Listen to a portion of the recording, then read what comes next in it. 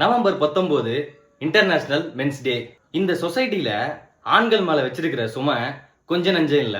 படிக்கணும், வேலை பார்க்கணும், குடும்பத்தை பார்க்கணும், பிரச்சனையை சந்திக்கணும், வாழ்க்கையில ஜெயிக்கணும், எவ்வளவுதான் கனவு ஆசை இருந்தாலும் கூட குடும்பத்துக்காக உழைச்சி சாகணும். இந்த மாதிரி எக்கச்சக்கமா ஆண்கள் மண்டையில ஏத்தி வச்சு டிப்ரெஷன்ல சுத்திட்டு இருக்க ஆண்களுக்கு ஒரு ஆறுதலான நாள் தான் இந்த ஆண்கள் தினம் அப்படின்னு ஏகப்பட்ட கருத்துக்களை முன்வைக்கிறாங்க. உண்மையிலேயே இது சரியான கருத்தான்னு கேட்டா இல்ல.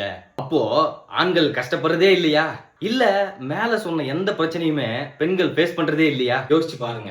இந்த உலகத்துல ஆண்களை அடக்கி வைக்கிற ஒரு சிஸ்டமா முதலாளித்துவம் இருக்கு. நம்ம இந்தியாவுல முதலாளித்துவம் பிளஸ் சனாதனமா இருக்கு. ஆண்கள்னாலே டாப் தான். பெண்கள்னாலே ஆண்களை டிபெண்ட் பண்ணி தான் இருக்கணும். ஆம்பளைனாலே கெத்தா தான் இருக்கணும். அழுக வந்தா கூட அழவே கூடாது. ஒருவேளை அழுதுட்டா அதை விட அசிங்கம் வேற எதுவுமே இல்லை. குறிப்பா பொண்ணுங்க முன்னாடி எல்லாம் அழுதுட்டா எனக்கு அசிங்கமா இருக்கு.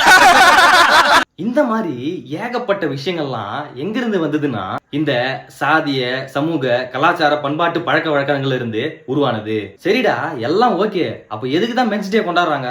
பாலின சமத்துவம்னா என்ன? அதாவது ஜெண்டர் ஈக்குவாலிட்டினா என்ன? நம்ம ஆண்களோட ஹெல்த்தை எப்படி பாதுகாப்பா ஆரோக்கியமா வச்சுக்கணும்?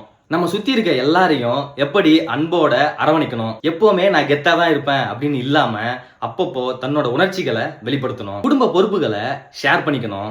வன்முறை தான் எல்லாத்துக்குமே ஒரு சொல்யூஷனா இருக்கணும்ன்ற எண்ணத்தை முதல்ல கைவிடணும். இந்த மாதிரி ஏகப்பட்ட நல்ல விஷயங்களை பேஸ் பண்ணி தான் இன்னைக்கு 90 நாடுகள்ல இந்த மென்ஸ் டேவை கொண்டாடுறாங்க. இந்த 2025 வருஷம் 0% ஆண் தற்கொலை என்ற ஒரு தீம்ல பேஸ் பண்ணி இந்த மென்ஸ் டேவை செலிப்ரேட் பண்றாங்க. இந்தியாவில் மென்ஸ் டே கொண்டாடணும்னு சொல்லி முதல்ல தன்னோட சொந்த காசுல இந்த ஆண்கள் தினத்தை கொண்டாடினது யாருன்னு கேட்டா உமாச்சல்லா அப்படிங்கிற ஒரு பெண் வழக்கறிஞர் தான்.